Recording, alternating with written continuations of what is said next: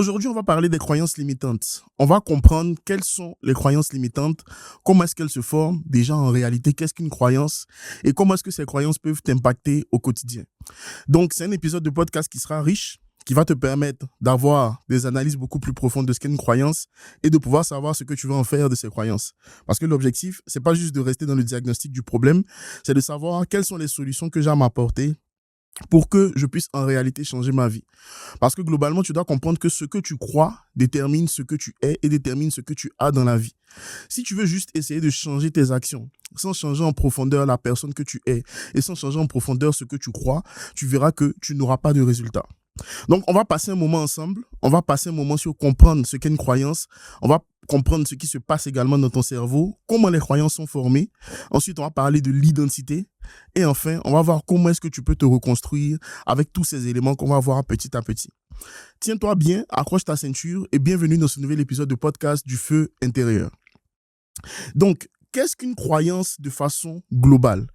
On entend parler de croyances partout, que tu crois en Dieu ou pas, que tu as une religion ou pas, que tu ne crois en rien. Même ne croire en rien, c'est une croyance. Tout le monde croit en quelque chose. Et le problème, c'est pas de croire en quelque chose, le problème est de savoir ce en quoi je crois, qu'est-ce que ça me permet de faire ou bien qu'est-ce que ça me permet de ne pas faire. Je ne sais pas pour toi, mais je connais plusieurs personnes qui ont envie de changer leur vie. Ce mot, on l'entend partout. Je veux changer ma vie, je veux faire un glow-up, tout ce que tu veux. C'est des termes qui sont sympas. C'est des termes qui sont beaux à entendre. On les lit partout dans du développement personnel. On les entend dans des podcasts, on les entend dans des vidéos sur Internet. C'est très bien. Ça, c'est de l'information. Mais la transformation ne vient pas juste de l'information. Elle vient de l'information que tu as, ensuite de la compréhension de cette information, puis de l'exécution répétée de cette information, et au final, avec le temps et par la répétition, tu auras mené une transformation. Tout le monde rêve de transformation, d'une manière ou d'une autre, dans un ou plusieurs domaines de sa vie. Mais la transformation ne se fait pas par hasard. Personnellement, pour avoir lu beaucoup de livres de développement personnel, au départ, tu es excité, tu es content parce que tu découvres de nouvelles choses, mais à un moment donné, lire juste du développement personnel pour lire du développement personnel, ça n'a pas d'impact dans ta vie. Au contraire, ça peut même faire croire que tu es quelqu'un d'important, quelqu'un qui sait beaucoup de choses. Mais savoir des choses et ne pas avoir les résultats de ce que tu sais, pour moi, c'est une des plus grandes frustrations. Donc, qu'est-ce qu'une croyance concrètement?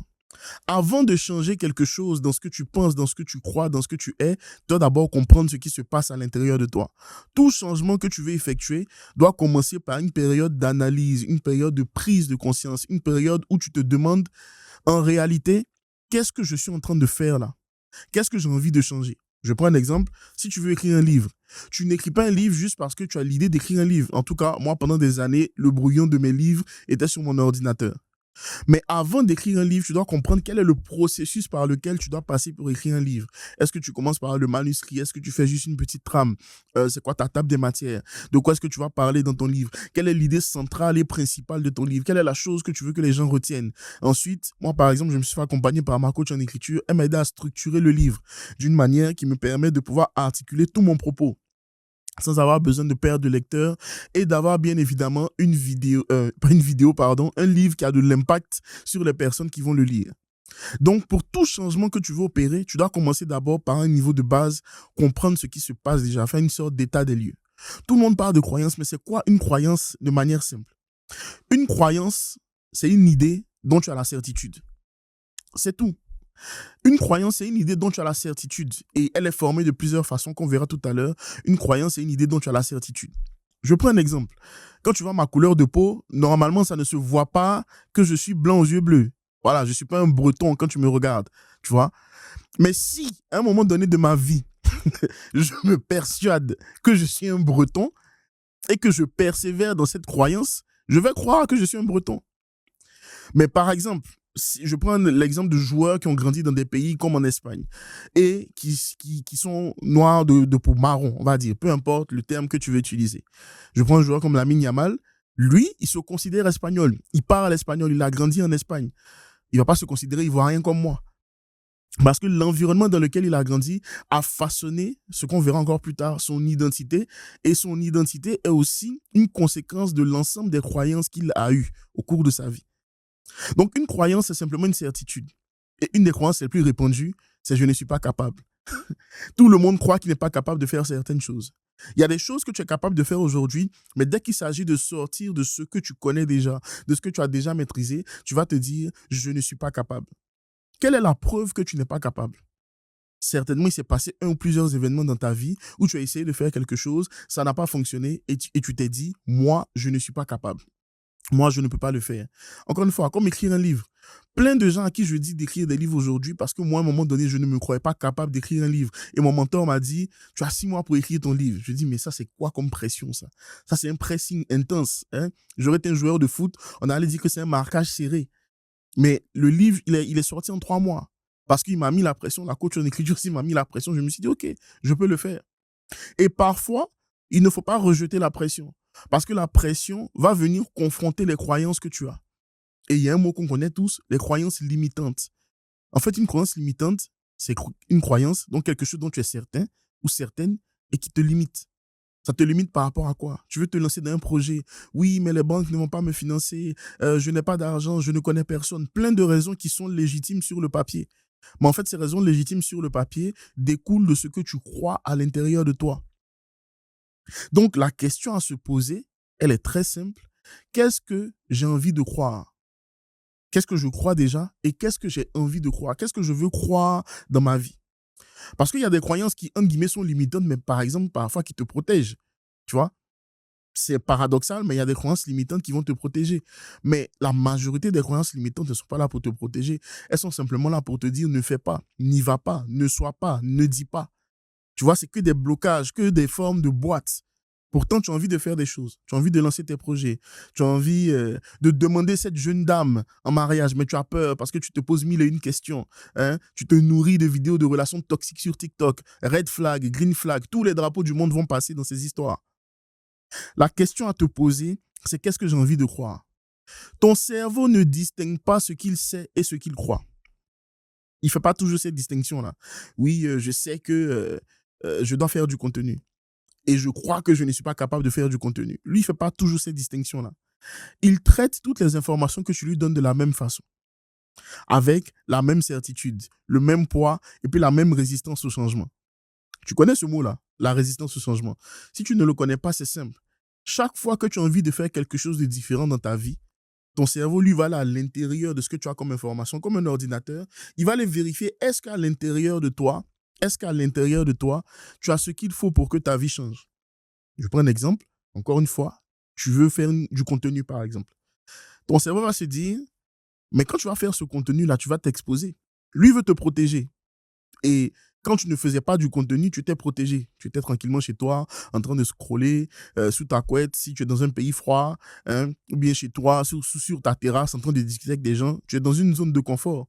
On ne te voit pas, on ne t'entend pas. Il n'y a pas de risque pour toi, pour ton cerveau. Mais lorsque tu vas vouloir te lancer, lorsque tu vas vouloir passer à l'action, lorsque tu vas vouloir, après avoir vu mes nombreuses vidéos, je te menace de publier ton contenu, tu vas te dire, oui, il faut que je me lance. Il va te dire, non, c'est risqué pour toi. Parce que les gens vont te juger, les gens vont t'insulter, il y aura des commentaires négatifs. Mais pour un commentaire négatif que tu auras, très souvent, il y a 500 000 commentaires qui sont positifs. Mais comme on a ce qu'on appelle le biais de négativité, on a plus tendance à se focaliser sur ce qui ne va pas, ce qui est mauvais, plutôt que sur ce qui va. Donc, c'est important de te dire un élément très simple. Qu'est-ce que j'ai envie de croire? Je vais toujours te répéter cette question dans cet épisode. Parce qu'il y a ce que tu crois déjà, c'est très bien. Maintenant, si ce que tu crois ne te permet pas d'avancer, pose-toi la question, qu'est-ce que j'ai envie de croire? Tu as envie de croire que tu es capable de faire des choses. Tu as envie de croire que tu peux agir malgré la peur. Tu as envie de croire que tu n'es pas obligé de rester prisonnière du perfectionnisme. Il y a plein de choses que tu as envie de faire. Mais ça va dépendre uniquement de toi. Donc, une croyance, tout simplement, c'est une certitude. Et les croyances, malheureusement, j'ai envie de dire, sont souvent attachées ou rattachées à une charge émotionnelle. Quand tu dis dans ton dialogue intérieur que tu es nul, que tu n'es pas capable, ce n'est pas forcément toi qui t'es imposé cette pensée. Ce sont des circonstances, des situations auxquelles tu as associé la notion de je ne suis pas capable, de je suis nul, de je ne peux pas le faire, de ce n'est pas pour moi, etc., etc. Je prends un exemple. Tu vas à l'école, le professeur te dit de passer au tableau, ou la prof. et tu passes au tableau, ce jour-là, le prof ou la prof n'est pas de bonne humeur et tu te dis, OK, ben, j'ai raté l'exercice, donc je suis nul, donc je ne suis pas capable. Un seul événement dans ta vie peut générer ou bien semer en toi une croyance qui va te limiter. Et donc, ça fait que la fois où tu as assisté à cet événement, la deuxième fois, on va te faire passer au tableau, on va te demander de prendre la parole en public, tu vas déjà commencer à paniquer. Et c'est là où on va trouver de belles raisons. Ah oui, je suis introverti, je suis quelqu'un qui est réservé. C'est vrai. Mais en fait, ça te protège de devoir dire ça pour ne pas avoir à prendre la parole à nouveau. Mais moi, je dis toujours aux introvertis, que tu sois extraverti, introverti, ambiverti, peu importe ton style de verti, peu importe ce que tu crois, tu as quelque chose à dire. Ce livre, il s'appelle Ta voix compte pour une simple et bonne raison. La voix de chacun d'entre nous compte. Tu n'as pas besoin d'avoir raison. En réalité, chacun a ses convictions, chacun a ses valeurs, chacun a ses choix. Mais si tu as quelque chose à dire, quelque chose en quoi tu crois, tu as le droit de t'exprimer sur le sujet. Et moi, mon rêve, c'est de voir des personnes qui ont quelque chose à dire au quotidien, oser prendre la parole, oser passer à l'action. Peu importe ce qu'on a dit d'eux, peu importe ce que ta famille a pensé de toi, peu importe ce qu'on peut dire à ton sujet, tu es capable de faire des choses. Mais ça, quand je te le dis, sur le moment, peut-être que tu es en train d'écouter l'épisode, tu dis oui, franchement, ça me fait du bien. Merci, William. Oui, très bien. Mais la suite, c'est quoi? Parce que dès aujourd'hui, ou bien dans quelques secondes, ou bien dans quelques minutes, les croyances limitantes vont reprendre leur pouvoir. Là, pendant quelques minutes, je suis en train de prendre un espace mental, de louer un espace dans tes croyances, mais je ne vais pas y rester de façon permanente. Donc, comment est-ce que toi, en autonomie, tu vas faire pour challenger ou changer les choses auxquelles tu crois? Ça, maintenant, c'est un exercice qui va demander du temps, de la patience, de l'honnêteté, des moments d'introspection aussi, mais surtout de la pratique. Et je le dis souvent, hein, il y a quand même une seule vraie façon qui existe de pouvoir changer ses croyances. Mais ne t'inquiète pas, on va le voir aujourd'hui. Donc, moi, par exemple, j'ai perdu mon père en 2005. J'ai perdu ma mère en 2011. Et je n'ai pas grandi avec ma mère. Cet épisode n'est pas dédié au type d'attachement ou bien aux dynamiques émotionnelles qui se développent entre parents et enfants. Mais le fait de ne pas avoir grandi avec ma mère et le fait de l'avoir perdue et qu'on me dise quelques années plus tard que ma mère m'aimait, pour moi, c'est un traumatisme. Parce que je me dis, mais si elle m'aimait, pourquoi elle n'était pas là? J'aurais jamais cette réponse. Mais j'ai dû faire dans le deuil, dans mon travail de guérison intérieure, comprendre que, ben, ok, on me dit que ma mère m'aimait, j'ai pas les réponses parce qu'elle n'est plus là, j'ai quelques réponses qu'on m'a données, mais dans ce cas, pendant des années justement, j'ai cru que je n'étais pas digne, entre guillemets, d'amour. Donc, j'ai vécu ce qu'on appelle le people pleasing, la validation des autres. Hein. Tu cours après la validation de un tel, de ceci, de cela. Sauf que si tu cherches à plaire à tout le monde, déjà de un, tu ne vas plaire à personne, mais la personne que tu vas trahir le plus, c'est toi-même. Donc moi, j'avais cette pensée-là. Oui, j'ai grandi avec mon père. Mon père, dans mon pays, à l'époque, il était ministre. Mais bon, il est décédé il y a tellement longtemps, ça fait 21 ans aujourd'hui, que ben, il est parti trop tôt. Il est parti avant même que j'ai pu avoir conscience de toutes les questions et de toutes les choses dont j'avais besoin. Et je pense qu'il a eu des regrets en partant. Beaucoup de regrets que je ne pourrais pas savoir, ou même si j'en sais quelques-uns, je ne vais pas les partager ici. Mais je me dis, ok, je perds mon père à 12 ans, je perds ma mère à 18 ans, je n'ai pas grandi avec ma mère. Je peux me dire, je vais être quelqu'un de méchant finalement, parce que tous ces traumatismes accumulés, ça peut avoir des terrains pour que tu deviennes demain, je ne sais pas moi, un pervers narcissique, bon, une personne de type narcissique, hein, parce que le pervers narcissique, il n'existe pas en tant que tel en psychologie. Les psychologues appellent une personnalité de type narcissique ou bien un trouble de la personnalité narcissique. On appelle ça TPN. Mais toutes ces personnes qui sont des psychopathes, des sociopathes, etc., si tu creuses et que tu regardes bien, ça vient de certains traumatismes qu'ils ont pu avoir. Et quand tu n'as pas eu l'environnement, le cadre, la structure, ou parfois la chance, j'ai envie de dire, de prendre du recul sur ce qui t'est arrivé et de travailler dessus, mais tu deviens la somme de toutes ces croyances très profondes qui vont après devenir ton identité. On viendra sur l'identité tout à l'heure. Donc, quelqu'un qui croit qu'il n'est pas digne d'amour, il n'est pas digne d'être aimé, il va courir derrière la validation de tout le monde. Et quand tu cours derrière la validation des gens, il y a un élément qui se passe. Tu ne sais pas dire non aux gens, tu es tout le temps d'accord avec les gens, tu deviens lisse, tu deviens fade, tu te fonds dans la masse. Et quand je dis dans la masse, c'est dans tout. Au travail, invisible. En entrepreneuriat, tu n'oses rien faire. Dans ta propre vie de couple, vie de famille, en amitié. Tu es le béni, oui, oui, la béni, oui, oui. Tout le monde peut te dire n'importe quoi. Tout le monde peut te faire n'importe quoi. Et tu acceptes. Parce que tu n'as aucune conscience de ta valeur personnelle, estime de soi. Tu n'auras pas confiance en toi aussi parce que la confiance en soi, c'est quoi? C'est simplement dans la pratique. Pour faire du contenu, pour avoir confiance en toi en tant que créateur de contenu, tu dois créer du contenu. Je crée du contenu depuis 12 ans. Je me suis lancé sur TikTok en janvier 2025. J'ai publié plus de 2000 contenus depuis janvier 2025. On a 500 000 abonnés aujourd'hui sur TikTok.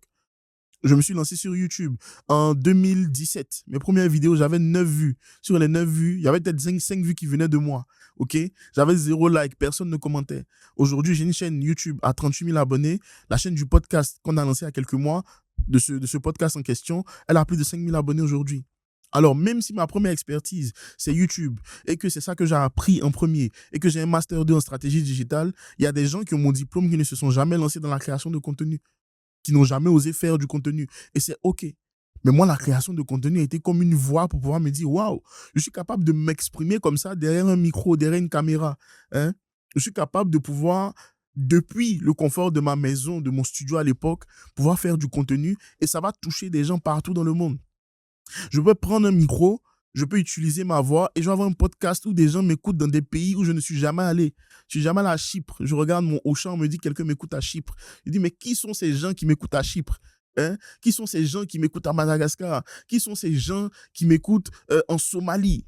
C'est-à-dire, des fois, tu vois des pays, au Koweït, la dernière fois, je crois que j'ai vu. Mais parce que tu as un message, parce que tu crois que tu es quelqu'un qui est capable de dire des choses.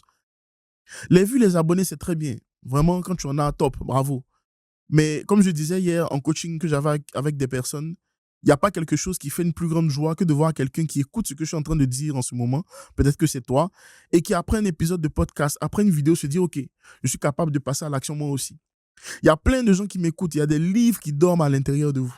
Il y a des émissions, des projets, des concepts, des chansons, des studios, des podcasts, des choses qui dorment à l'intérieur de vous, mais vous n'osez pas vous lancer. Tu n'oses pas le faire parce que tu as peur, parce qu'il y a plein de croyances qu'il y a à l'intérieur de toi. Au-delà de je ne suis pas capable, il y a une croyance qui s'appelle le perfectionnisme. C'est un joli mot, mais en fait, c'est une prison. Ah, c'est pas encore assez parfait, j'attends. Je prends l'exemple des caméras.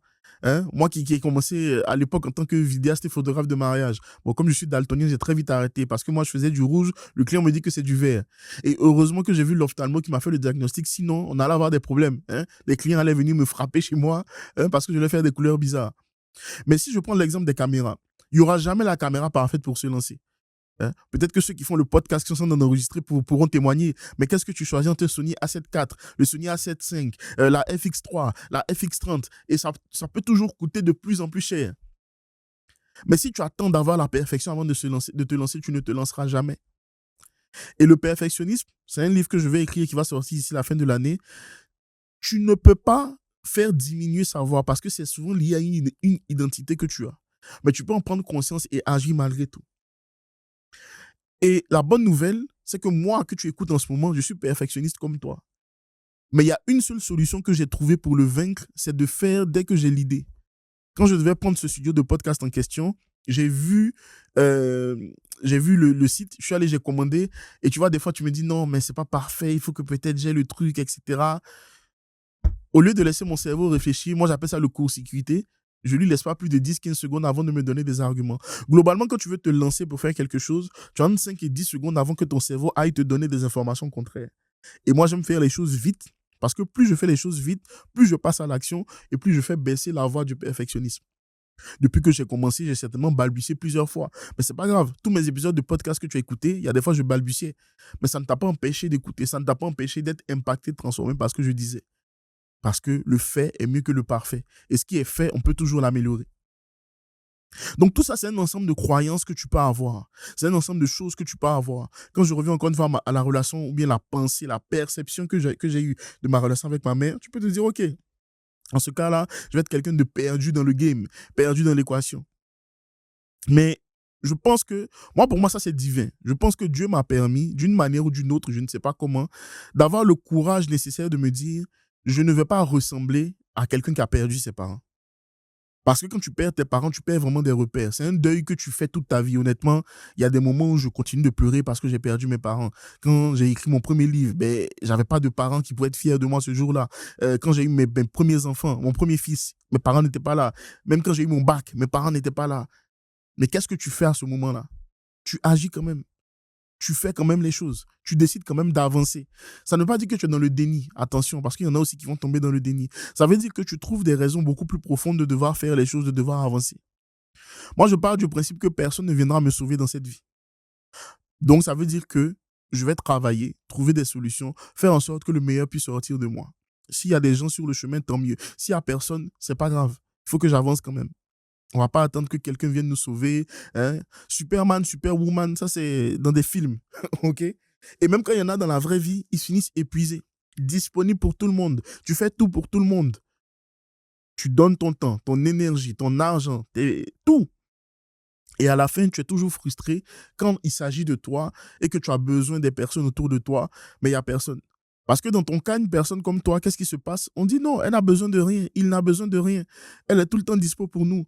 Et l'être humain, c'est comme ça. Tu lui donnes un doigt, il te prend la main. Tu lui donnes la main, il te prend l'avant-bras. Tu lui donnes l'avant-bras, il te prend le bras. Tu lui donnes le bras, bon, il te prend tout le corps en entier. Donc, c'est à toi de devoir fixer des limites. Mais quand tu es un people pleaser, le mot limite, tu ne connais pas. Au contraire, ça te fait même peur. Non, mais si je lui dis non, qu'est-ce qu'il va penser de moi? Si je lui dis non, qu'est-ce qu'il va penser de moi? Pardon. Pourtant, les autres, ils arrivent à te dire non sans problème. Et ils avancent. Mais quand il s'agit de toi, tu trembles. Tu as peur. C'est un élément qui vient de tes croyances les plus profondes. Tu as l'impression que quand tu dis non à quelqu'un, tu vas le blesser, tu vas le décevoir. Bon, qui n'a jamais été déçu sur cette terre? Et si c'est toi qui déçois quelqu'un, une fois de plus, ça change quoi? À part le fait que tu as un sentiment de culpabilité. Mais culpabilité, pourquoi? Parce que tu te choisis enfin, parce que tu mets des limites, parce que tu oses dire, là, je ne peux pas, là, ce n'est pas le bon moment pour moi. Non, il faut arrêter. Donc, qu'est-ce qui se passe dans ton cerveau? On va voir un peu une partie scientifique quand il s'agit de tes croyances. Alors, c'est pas pour que tu deviennes un savant. Hein. D'ailleurs, j'ai simplifié le truc parce qu'il y a des recherches et puis il y a le fait de simplifier pour que ce soit accessible au plus grand nombre. On va parler de l'amygdale. Peut-être que tu ne connais pas l'amygdale. On va parler de la dopamine. OK? Ton cerveau n'est pas conçu pour te rendre heureux. Il faut que tu écrives ça quelque part. Non mais William, comment ça? Moi, je veux vivre d'amour et d'eau fraîche. Oui, t'inquiète, tu vivras ça. Mais ton cerveau, lui, n'est pas conçu pour te rendre heureux. Il est conçu pour te maintenir en sécurité ou bien pour te protéger. C'est tout. Donc, pour faire ça, qu'est-ce que ton cerveau va faire? Il va faire ce qu'on appelle des prédictions. On parle beaucoup de l'IA, mais la première IA qu'on a à notre disposition, c'est le cerveau. Le cerveau fait des prédictions. OK? Pourquoi tu juges quelqu'un sans le connaître? Parce que quand tu le vois, ton cerveau prédit que, en fonction de la personne que je vois devant moi, A, B, C, D, X, Y, Z, il fait des hypothèses. Et parfois, tu te rends compte que ton cerveau a fait des hypothèses cheloues et farfelues. Parce que c'est lié également aussi à tes croyances. C'est lié à tes croyances. C'est lié à tes croyances.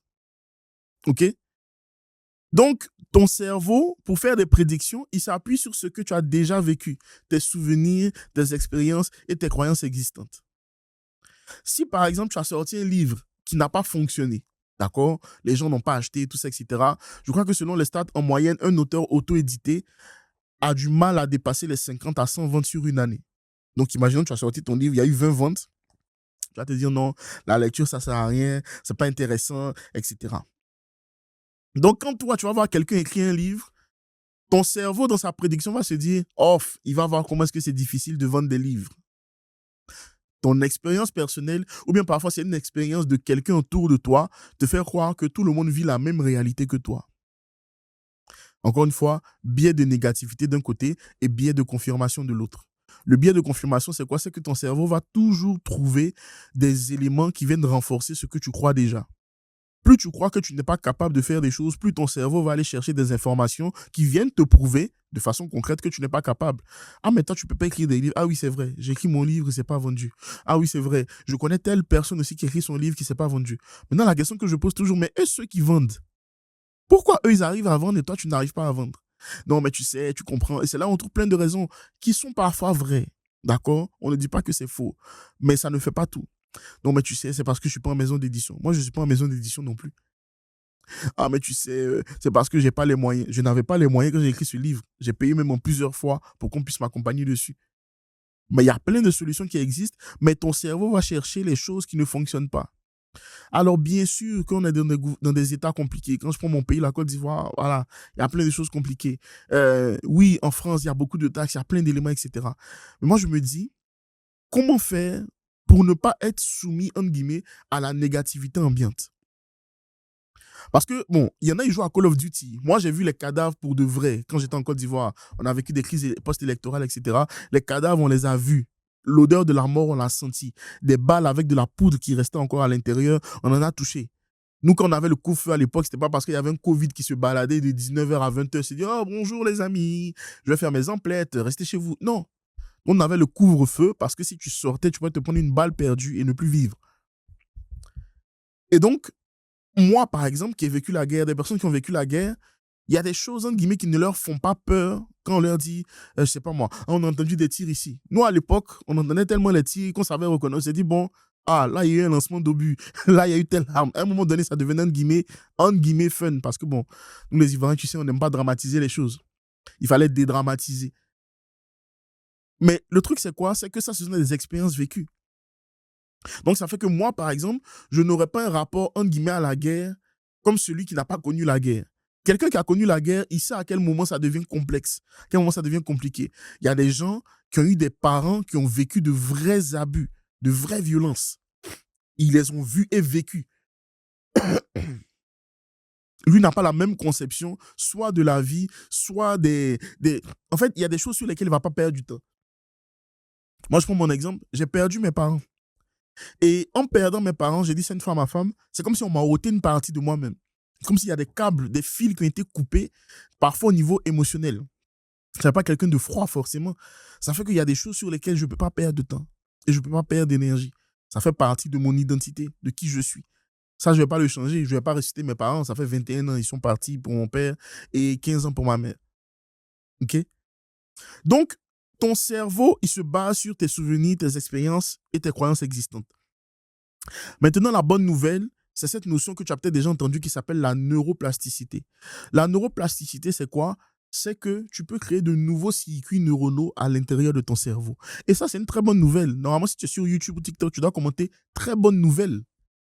C'est une excellente nouvelle de se dire que, OK, je ne suis pas figé dans une manière de penser. Je ne suis pas figé dans un certain type de croyance. Je peux croire des choses différentes. Mais ça, c'est incroyable. Donc, vu que je peux croire quelque chose de différent via ce qu'on appelle la neuroplasticité, maintenant, on va devoir le faire petit à petit. Donc, la neuroplasticité, c'est quoi? C'est que tu peux créer de nouvelles connexions et tu peux changer aussi ce que tu crois. Maintenant, il y a un problème. Là, tu te dis, William, ok, je pensais que ça allait être facile. Non, il y a forcément toujours des obstacles. C'est comme quand tu joues à Mario. Si Mario, il y avait une ligne droite jusqu'au bout, ça allait être trop simple. Non, il y a toujours des obstacles quelque part. Il y a toujours un boss encore plus difficile à chaque niveau. Mais c'est OK. C'est ce qui fait la croissance personnelle. J'aime bien le mot anglais de croissance personnelle, c'est growth. Et en fait, le mot growth, ça fait penser à comme une graine que tu sèmes et qui va pousser au fur et à mesure. Et quand tu prends l'illustration de certains arbres, un arbre, avant de pousser à la surface et beaucoup plus haut, il va aller d'abord s'enraciner dans le sol. Et en fait, quand tu t'enracines dans le sol, c'est dur, c'est compliqué, tu n'as pas de résultat, tu es dans l'obscurité. Mais la profondeur de tes racines va déterminer la hauteur de l'arbre. Et cette image-là, elle me fascine à chaque fois. Donc, je me dis, en fait, tout changement, toute transformation réelle commence d'abord par des phases d'obscurité, des phases sombres, des phases où tu ne vois pas de résultats, des phases où tu ne comprends pas, des phases où tu te poses mille et une questions. Tu te dis, est-ce que ça va marcher? Est-ce que je vais le faire, etc. Et au fur et à mesure, maintenant, une fois que les racines sont bien établies, on remonte maintenant à la surface et on pousse beaucoup plus haut. Quand tu vois un arbre très haut, très grand, très fort, il faut savoir qu'il y a des racines très profondes également. Ça t'est peut-être déjà arrivé, ça t'est peut-être déjà arrivé dans certains endroits des parkings, par exemple, quand il y a un arbre qui est planté là, tu vois qu'à un moment donné, la chaussée se déforme. Ça veut dire que même la chaussée, le béton, ne peut pas résister à la force et à la puissance des racines de cet arbre. Et ça, c'est plein d'illustrations que tu as dans ton quotidien comme ça. Quand tu veux construire une maison, tu ne vas pas creuser les mêmes fondations que si tu veux construire un immeuble. En fonction de ce que tu vas vouloir construire, la partie fondation va prendre plus ou moins de temps. Et la qualité des fondations détermine la qualité de l'équilibre de l'édifice. Donc, tu te rends compte que tout changement, toute transformation demande d'abord d'aller en profondeur, demande d'abord de faire un travail qui n'est pas agréable pour tout le monde. Voilà pourquoi les gens veulent changer, mais les gens ne changent pas forcément pour autant. Parfois, c'est des moments de solitude incroyables. Parfois, c'est des moments d'incompréhension. C'est des moments de doute. Mais ça, personne ne le voit. Toi seul, tu le vis à l'intérieur. Et c'est difficile. Si c'était facile, tout le monde le ferait. Donc, le problème dans ton changement de croyance, c'est quoi? C'est la dopamine, qui est le neurotransmetteur de la récompense. Voilà pourquoi on parle de reset de dopamine, on parle de réinitialiser sa dopamine. Bon, déjà, on ne peut pas forcément. Il faut juste comprendre comment ça fonctionne en profondeur. La dopamine, c'est quoi? Tu vas la rencontrer lorsque tu confirmes une croyance existante. Ah, tu savais pas. Toi, tu voyais juste la dopamine par rapport à la nourriture, par rapport aux jeux vidéo, par rapport aux réseaux sociaux, etc. Quand tu confirmes une croyance limitante, tu libères de la dopamine. Tu crois que tu n'es pas capable d'écrire un livre.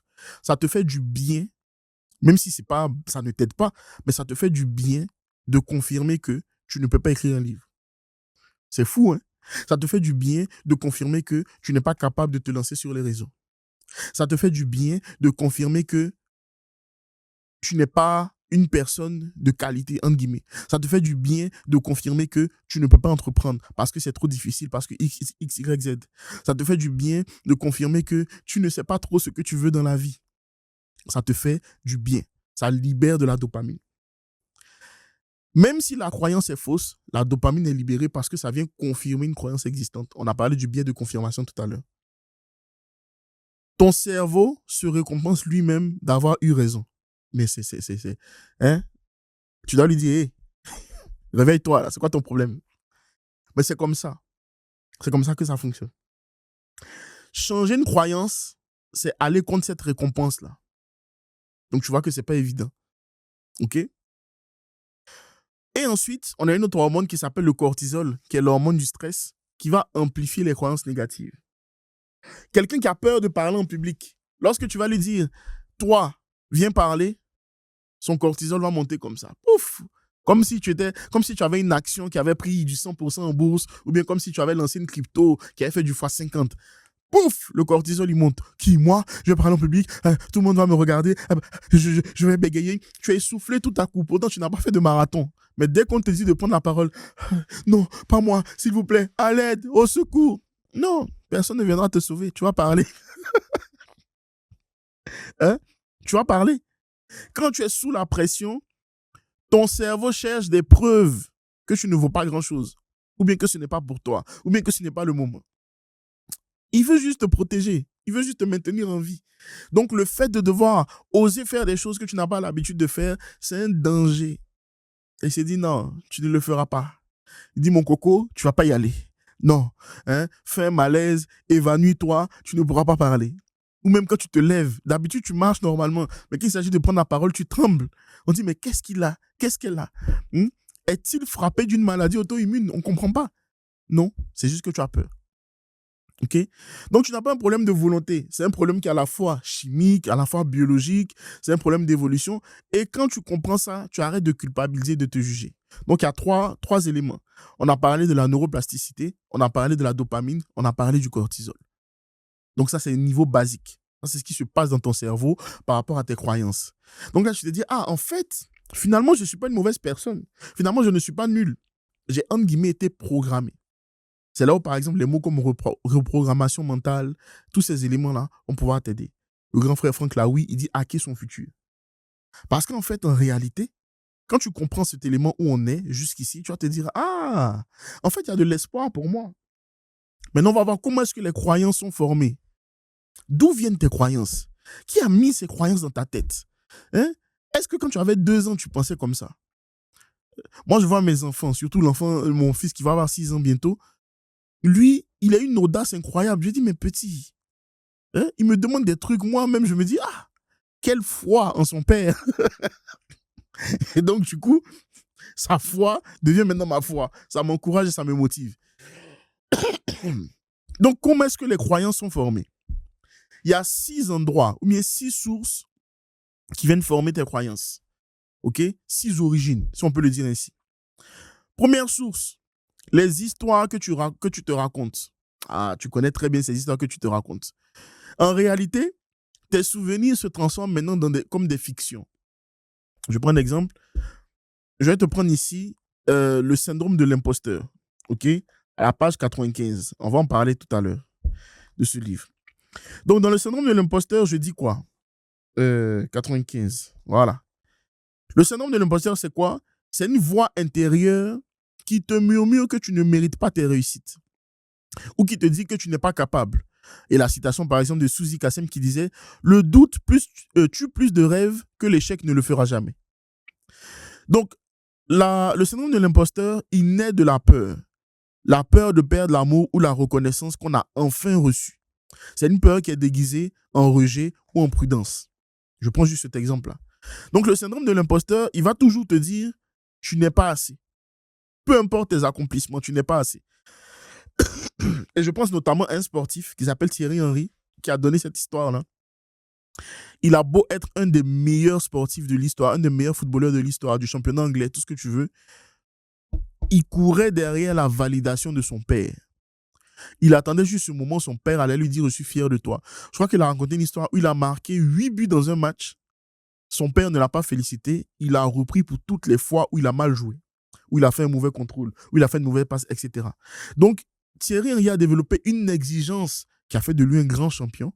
C'est lui qui m'a fait supporter Arsenal, d'ailleurs, qui a fait de lui un grand champion, quelqu'un d'incroyable. Mais toutes ces années, Coupe du Monde qu'il a gagné, les championnats d'Angleterre, tous ces éléments qu'il a fait, il courait derrière la validation de son père. Donc lui, tout ce qu'il faisait, pourtant c'était une dinguerie à l'époque, quand tu regardes Thierry Henry, en tout cas, si tu as le temps de le voir jouer, à l'époque c'était incroyable. Pour lui, tout ce qu'il faisait, ce n'était rien, mais ce n'était pas assez, parce qu'il était comme un imposteur dans sa tête. Donc c'est après sa carrière, là maintenant il va bientôt sur sa cinquantaine et tout, après sa carrière, vers la fin de sa carrière surtout, que son père lui a enfin montré à quel point il était fier de lui.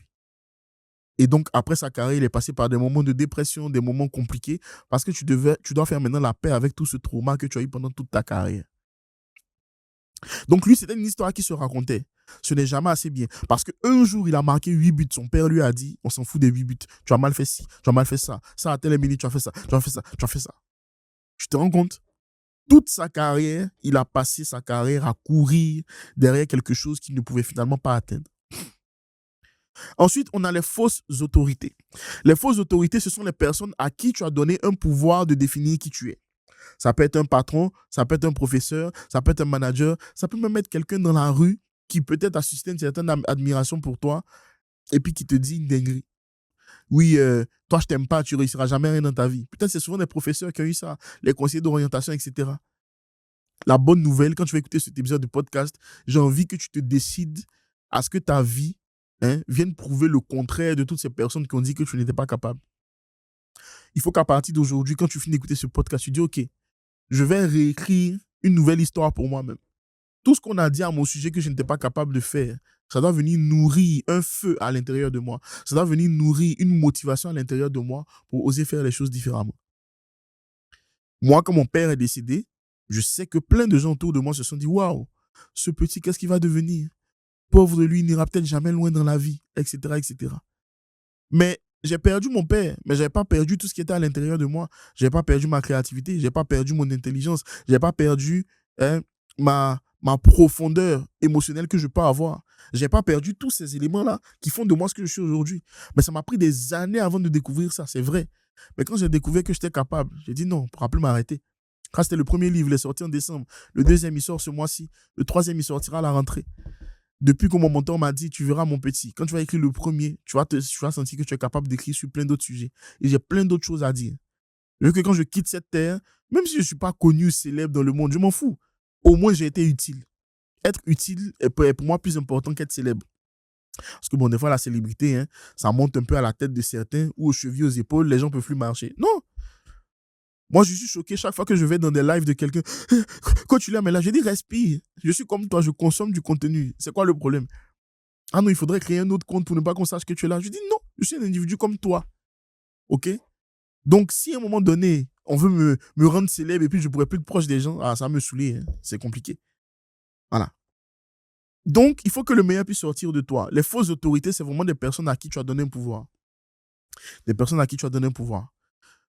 Moi, à l'époque, une personne qui était une autorité pour moi, c'était un pasteur que j'avais à l'époque. Mais tout ce qu'il disait était parole d'évangile, entre guillemets, c'était oui et amen. Et donc, ma vie dépendait de ce qu'il disait. Jusqu'au jour où je me suis dit non, on ne peut plus continuer comme ça. J'ai une vie à vivre. Ce n'est pas toi qui vas définir qui je suis. Oui, tu as ton opinion, tu as ton avis par rapport à moi, mais je me connais mieux que tu me connais. Donc, je vais oser accepter que je suis comme ci, que je suis comme ça, que je fais comme ci, que je fais comme ça. Et c'est totalement OK. D'accord? Ensuite, il y a ton écosystème d'information. Ce que tu consommes, te consomme. Qu'est-ce que tu consommes comme contenu? La bonne nouvelle, si tu écoutes ce podcast, tu es sur la bonne voie. Oui, je ne suis pas humble, c'est pas grave. Hein? Parce que quand j'étais humble, ça ne dérangeait personne. Quand je ne faisais pas de bruit, que j'étais le people pleaser, ça ne dérangeait personne. Laisse-moi accepter la valeur que j'ai. Merci beaucoup. Voilà. Chacun d'autre, on a de la valeur. Toi et moi, on a de la valeur. On a quelque chose à apporter au monde. Qu'est-ce que tu consommes comme contenu? Qu'est-ce que tu écoutes? Qu'est-ce que tu lis?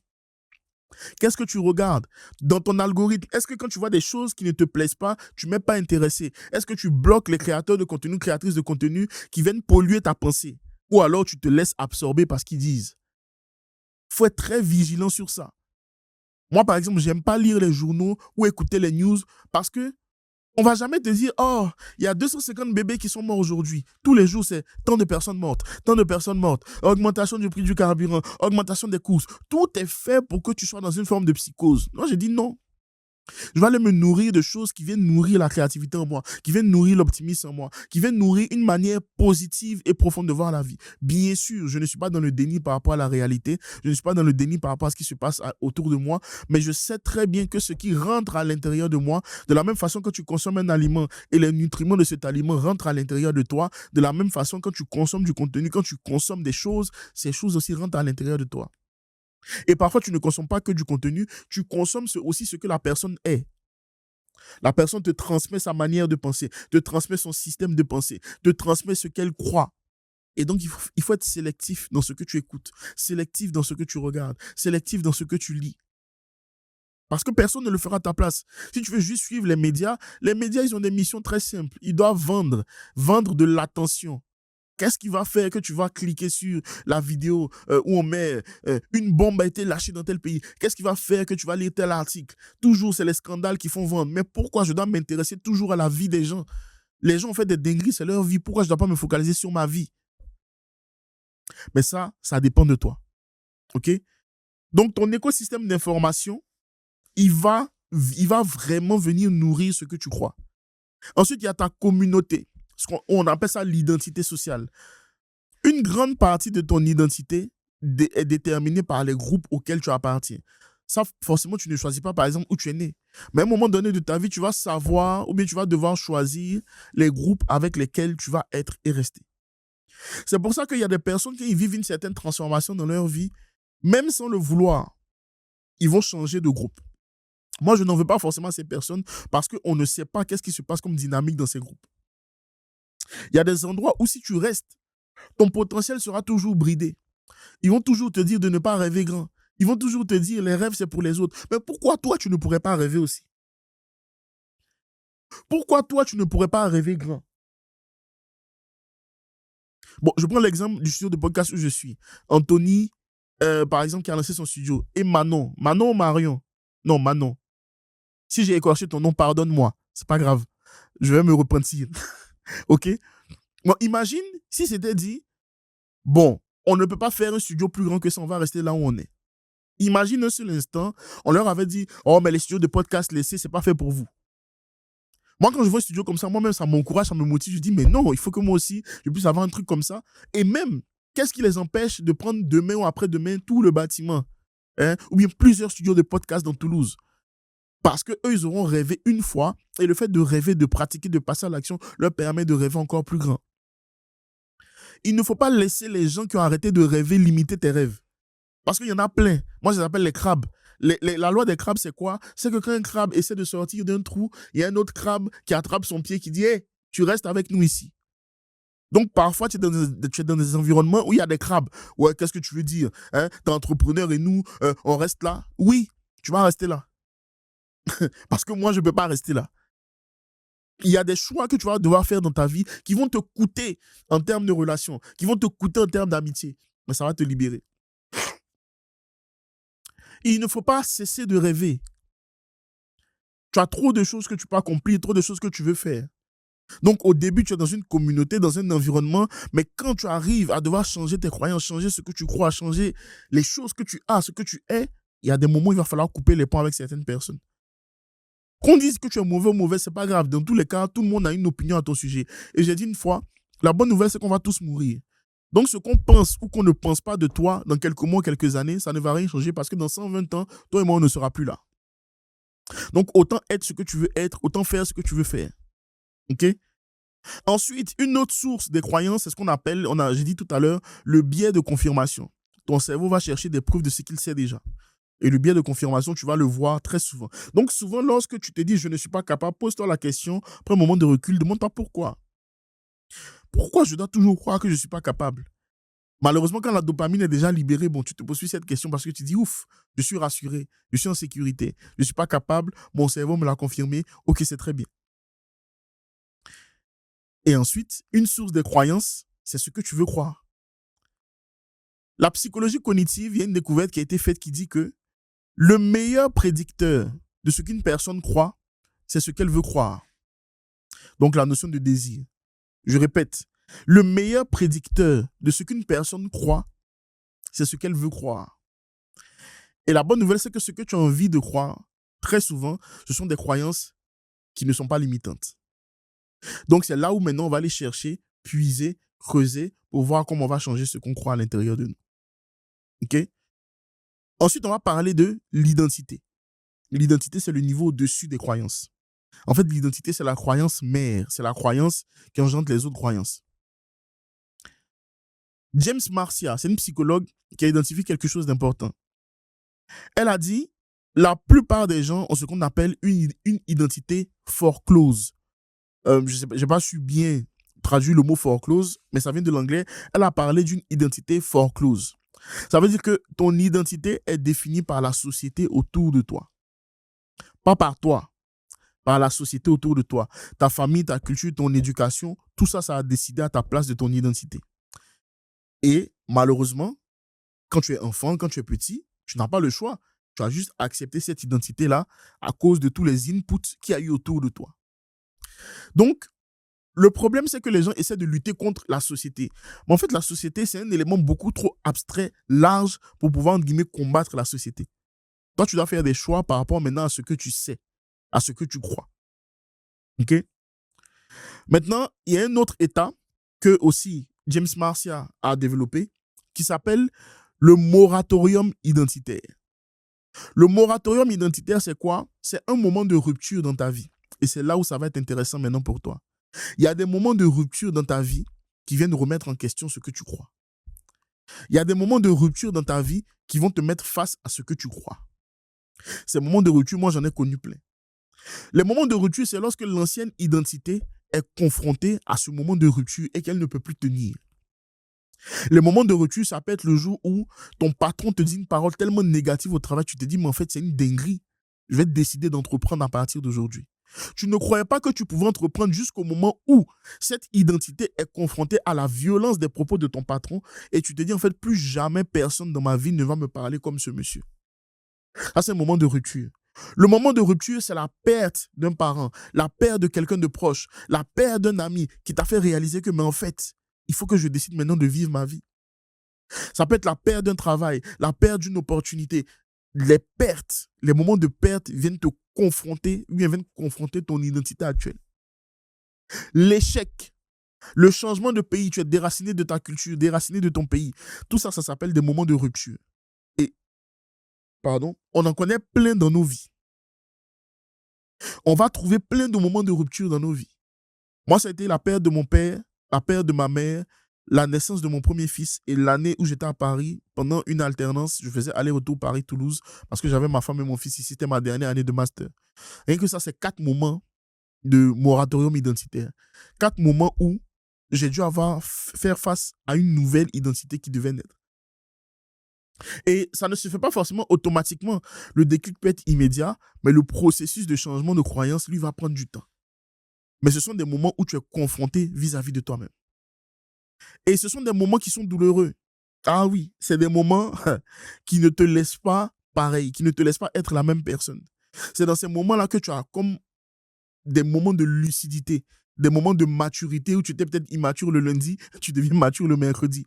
Parce qu'en fait, on appelle ça reality check. Tu fais face à une réalité, mais avec une certaine violence, avec une certaine brutalité à laquelle tu n'étais pas préparé. Et ça vient te confronter à la personne que tu es aujourd'hui. Hmm. Moi, par exemple, un des moments de rupture, je perds ma mère en août 2011, le 1er août 2011 exactement. Et la veille, mes cousins aussi avaient perdu leur père. Et moi, je vais faire les condoléances chez mes cousins, vraiment leur apporter mon soutien et tout. Et je crois qu'au même moment, ils avaient aussi appris le décès de ma mère. Donc, ils avaient une tristesse de perdre leurs proches, mais que je ne comprenais pas en fait. Ils étaient beaucoup trop compatissants vis-à-vis de moi. Je me suis dit, mais tout le monde pleure. Notre oncle, pourquoi moi en particulier et tout. Et je rentre, ma soeur m'annonce que ma mère est décédée. Et en ce moment-là, parce que une année, ma mère était dans un hôpital psychiatrique, elle m'avait appelé de cet hôpital-là. Elle m'a demandé, ah, ça va. Elle n'était pas dans son état normal. Elle m'a dit, ton père, il n'est pas encore mort. Je lui dis, mais c'est une dinguerie de dire ça à son fils, en fait. Déjà que bon, on n'a pas grandi ensemble, on n'a pas la relation la plus parfaite au monde. Tu m'appelles de je ne sais où pour me dire que mon père, il n'est pas mort. Mais ce n'était pas son état normal. Et ce jour-là, je me suis dit, plus jamais je vais lui parler. Mais quand on m'annonce qu'elle est décédée, je me suis dit, mais en fait, j'ai perdu mon père il y a quelques années. Déjà, j'ai même pas encore vraiment, de guillemets, commencé le deuil. Là, tu me dis que ma mère est partie. En plus, on vient de perdre mon oncle il y a quelques heures. Et le mois d'après, j'arrivais en France. Donc, je devais arriver en France pour la rentrée. C'était le 4 septembre, je crois, à l'époque, en 2011, si j'ai bonne mémoire. Mais moi, je suis arrivé le 19 ou le 20. J'avais déjà du retard. Et quand ma soeur est rentrée en Côte d'Ivoire, en fait, c'est comme si j'ai fait un moment de blackout. En fait, je ne savais plus dans quelle dimension j'étais. Mais en fait, c'était déjà ce moratorium identitaire-là qui se passait. Pendant des années, pendant 2-3 ans, ma vie, c'était les boîtes de nuit, aller boire à gauche, à droite. Dès qu'on avait une soirée quelque part, il fallait que je sois là-bas, tout ça, pendant 2 ans. Mais en fait, c'était 2 ans où j'étais en train d'évacuer toutes ces années-là et même le deuil que je commençais peut-être à faire. Quand j'ai eu mon premier fils, par exemple, et là, il y a un livre que je vais écrire dessus, je ne sais pas quand je vais l'écrire, mais j'ai déjà le titre qui s'appelle La naissance du père. On parle beaucoup de la naissance des enfants. Mais en fait, c'est quand tu tiens ton enfant dans tes mains que le père que tu es né. Tu es potentiellement père, mais quand tu as ton enfant dans les mains, et il y a une photo que j'ai toujours en mémoire, c'est la photo où j'ai un pull rouge et je tiens mon fils dans les mains. C'est une des photos les plus marquantes pour moi. Parce que je me suis dit, là, le père est né. Et en même temps, il y a eu de la peur, de la crainte, parce que moi, mon père est parti trop tôt. Je n'ai pas grandi avec ma mère. Donc, en fait, je vois que je n'ai pas de repère. Je me dis, comment cet enfant-là, je vais pouvoir l'éduquer. Un des éléments qui m'a aidé, c'est la lecture. C'est un élément qui m'a donné un déclic encore plus important pour commencer à lire. Parce que je me suis dit, OK, il y a des livres qui sont écrits sur le sujet, comment je vais faire? Je vais commencer à lire dessus. C'est là où encore j'approfondis mes notions de développement personnel. C'est là où j'ai découvert ce qu'on appelle les blessures intérieures, blessures du rejet, de l'humiliation, de l'abandon, de l'injustice, etc., de la trahison. C'est là où j'ai appris plein d'autres choses sur les traumas, les types d'attachement, toutes ces choses-là. Parce que je voulais accélérer, entre guillemets, ma capacité à apprendre à devenir un bon père. Aujourd'hui, en tout cas, je ne m'en sors pas trop mal, je ne suis pas parfait, mais je vois quand même le travail et l'évolution. Les moratoriums identitaires, c'est des choses auxquelles tu ne peux pas échapper. Ton identité, ce n'est pas forcément qui tu es. C'est l'histoire que tu te racontes sur ce que tu es. Je répète, ton identité, ce n'est pas forcément qui tu es. Parce que tu es trop profond, trop riche. Tu es un esprit, tu vis dans un corps et tu possèdes une âme. Déjà, rien que ces 3 dimensions de ton être-là, c'est trop de richesse pour que tu puisses juste te définir en une phrase. Pour gagner du temps, pour la logique, quand tu me demandes, je suis créateur de contenu, je suis entrepreneur, je suis coach, mais je suis plus que ça. Je ne suis pas juste ça. Tu n'es pas juste ce que tu crois que tu es. Tu as juste une histoire que tu te racontes par rapport à ce que tu es. Normalement, en tant qu'être humain, nous sommes tellement riches qu'on aura du mal à se définir. C'est pour ça que la société, entre guillemets, a créé des cases dans lesquelles on doit se mettre au moins pour comprendre qui fait quoi, etc., etc. Donc, tu n'es pas juste ce que tu fais. Tu n'es pas juste ce que tu es. L'identité, c'est ça. Et la seule vraie question à te poser, C'est est-ce que cette histoire que je me raconte à mon sujet, elle est utile? Parce que dans tous les cas, pour ton cerveau, elle est vraie. Est-ce que cette histoire est utile? Est-ce que cette histoire te sert? Est-ce que cette histoire t'amène à avancer? Oui, je suis une personne qui était abandonnée par ses parents. J'ai pas grandi avec ma mère, j'ai perdu mon père. Pauvre de moi. Non, non. Je ne veux pas être une victime de la vie. Je suis désolé. Je ne peux pas être une victime de la vie. J'ai perdu mes parents, puis après, il y a des gens qui ont vécu la guerre pire que moi, qui ont perdu leurs parents, ils ont vu leurs parents être décapités. Bref, je ne vais pas citer tous les trucs ici, les dingueries que les gens ont vécues. Mais ils se sont dit, ces événements-là ne vont pas définir qui je suis. La société veut te donner une identité. Dans certains pays, en fonction de comment est-ce que tu es, le pays va te donner une identité. C'est à toi de choisir. Est-ce que cette histoire qu'on raconte à mon sujet, elle est vraie ou pas? Les gens t'ont dit que tu n'es pas capable d'entreprendre. Non, je ne veux pas accepter cette identité-là. Pourquoi? Pourquoi leur avis à mon sujet devrait devenir une identité et quelque chose qui va rester dans le temps? Non. Et ça ne dépend que de toi. Maintenant, comment te reconstruire? Étape par étape. Il y a 4 étapes pour reconstruire tes croyances. Déjà, la première étape, tu vas devoir développer la flexibilité des croyances. OK? En fait, tu dois te dire que tu as tort sur ce que tu crois. Ton état de base doit te dire, j'ai tort sur ce que je crois. Et quand tu as tort, tu ouvres la porte au fait d'avoir un peu plus de recul et d'humilité pour trouver des éléments qui vont venir nourrir une certaine réflexion, une certaine discussion. Alors que ce soit des croyances limitantes ou pas, dans tous les cas, tu peux toujours améliorer ce que tu crois. Tu dois te dire que chaque fois que tu mets à jour une croyance, tu vas augmenter ce qu'on appelle la neuroplasticité. Donc, si la croyance que tu as aujourd'hui, elle ne te sert pas, elle ne t'aide pas, tu dis juste, ok, j'ai tort. Quand on a tort, on fait quoi? On se remet en question, on creuse, on analyse. Je ne suis pas capable. Ok, exercice pratique, quelles sont les preuves que tu n'es pas capable? Parce que j'aurais compris que tu n'es pas capable si 100% de tout ce que tu faisais ne fonctionnait pas. Mais si il y a juste 99% de ce que tu fais qui ne fonctionne pas et il y a 1% qui fonctionne, cette croyance, elle est déjà fausse. Alors malheureusement, comme je t'ai dit, ton cerveau, il n'a pas besoin du vrai ou du faux. Il a juste besoin de quelque chose qui est installé à l'intérieur de toi et qui est une certitude pour toi. Ok, tu as fait 10 contenus qui n'ont pas fait plus de 300 vues sur TikTok, par exemple, mais tu en as fait 5 qui ont eu plus de 10 000 vues. Tu vois que tu es capable d'avoir du contenu qui a de la visibilité. Ok, tu as écrit des livres qui ne se sont pas vendus, mais tu en as écrit d'autres qui se sont vendus. Donc, tu es capable de vendre des livres. Donc, le but est de se dire, ok, ce que je crois n'est pas 100% vrai. Donc, on prend du recul. Ça te permet de développer la flexibilité au niveau de tes croyances. Deuxième étape, redéfinir ton identité. La question n'est pas qui suis-je. La question est qui est-ce que je peux devenir. Tu dois changer de question. Pas juste qui suis-je. Le qui suis-je va te maintenir figé. Qui est-ce que je peux devenir te permet aussi de développer, première étape, la neuroplasticité et de définir une autre identité que tu as envie d'incarner. Il y a des gens qui ont du mal à se dire je suis un entrepreneur à succès. Combien d'entreprises ferment au bout de 3 ans, au bout de 5 ans? Toi, tu entreprends depuis 10 ans. Tu es déjà au-delà même des statistiques du pays dans lequel tu te trouves. Oui, tu ne fais pas encore les sous que Jeff Bezos fait, mais attends. Il te dit oui, il a commencé dans son garage. Oui, il a commencé dans son garage avec un prêt, soit de son oncle ou de ses parents, de 250 000 à 300 000 $. Quel garage?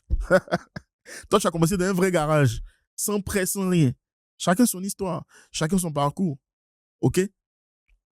Donc, ton identité n'est pas juste ce que tu es aujourd'hui, c'est tout ce que tu peux être encore. Et la bonne nouvelle, c'est que le ciel est la limite, comme on dit, ton imagination est la limite. Alors, bien sûr, c'est peut-être pas possible que tu te lèves aujourd'hui et que tu voles dans les airs pour ne plus prendre de billets d'avion. Bon, alors, si tu le fais dans ce cas-là, tu es peut-être un sorcier, une sorcière de chez Harry Potter ou un sorcier, une sorcière du village de chez moi. Tu es libre, c'est ton choix, tu vois. Mais je veux dire, dans les choses que tu vas accomplir, il n'y a pas de limite. D'accord? Étape numéro 3, c'est très simple. Tu dois faire l'audit de tes croyances. Question simple. Dans quel groupe est-ce que tu as été? Ou bien dans quel groupe est-ce que tu pourrais être? Comment ces groupes ont façonné ce que tu crois? Quelles sont les actions que tu prends? Quelles sont les actions que tu pourrais prendre? Qu'est-ce que tu sais faire? Ou bien qu'est-ce que tu pourrais apprendre à faire? Quelle est l'histoire que tu te racontes sur toi? Est-ce que cette histoire me sert? C'est tout ce qu'on a vu depuis le début. L'audit de tes croyances, l'analyse de tes croyances. Tu dois voir à l'intérieur de toi, est-ce que ce que je crois est en train de m'aider ou non? Si ce n'est pas en train de t'aider, très bonne nouvelle. Je veux croire en quelque chose de nouveau. Et ensuite, maintenant, étape numéro 4, un plan d'action. Écoute bien le mot, un plan d'action. Action. A-C-T-I-O-N. Agir. Action. Il y a des gens qui sont addicts à l'information, mais qui sont allergiques à l'exécution. Donc là, tu as eu de l'information. Je ne sais pas, ça fait combien de temps j'enregistre, peut-être 30, 40 minutes. Hein? Mais tu es allergique à l'exécution. Il faut que tu changes de vie maintenant.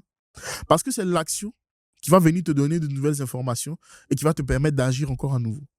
On appelle ça l'itération. L'itération, c'est quoi? Avant d'avoir ce livre final entre les mains, j'ai eu une version 1, une version 2, une version 3.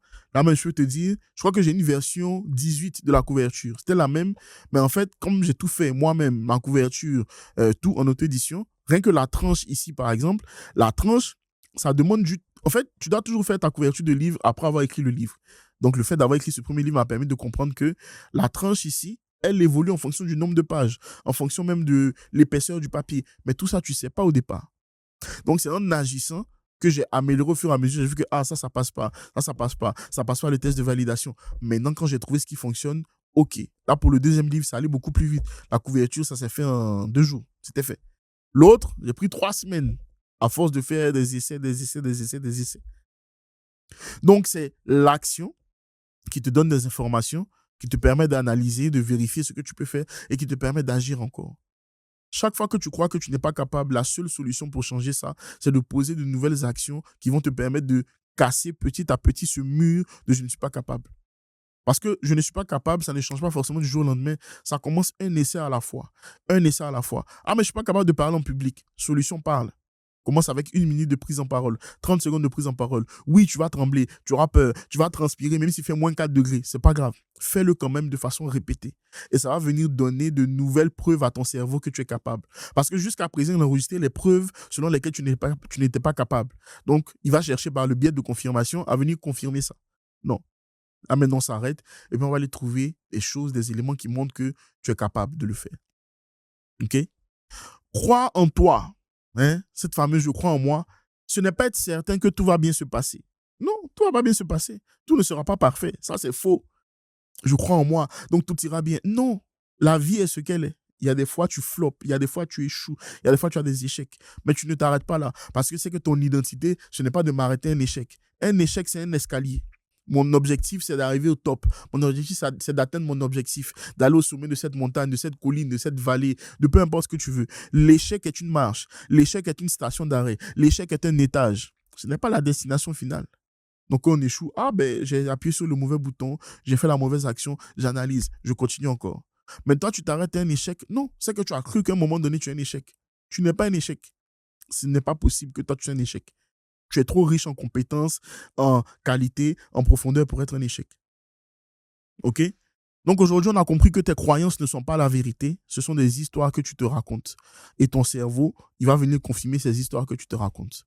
Donc cet épisode, il était là pour t'aider à sortir de ces croyances limitantes et à faire sortir le meilleur de toi. Tu es capable de vivre une vie totalement différente. Ça ne va dépendre que de toi.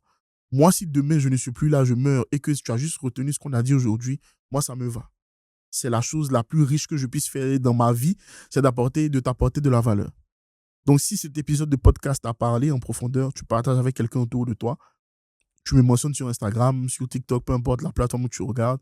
Mais surtout, comme j'ai dit à la fin, tu passes à l'action. L'information sans action, à un moment donné, c'est juste de l'illusion. Donc, tu passes à l'action et tu auras des résultats petit à petit. Donc, ces croyances limitantes, à partir d'aujourd'hui, ne vont plus te limiter. Tu vas maintenant les déconstruire petit à petit et faire sortir le meilleur de toi. Prends soin de toi et on se dit au prochain épisode. Ciao.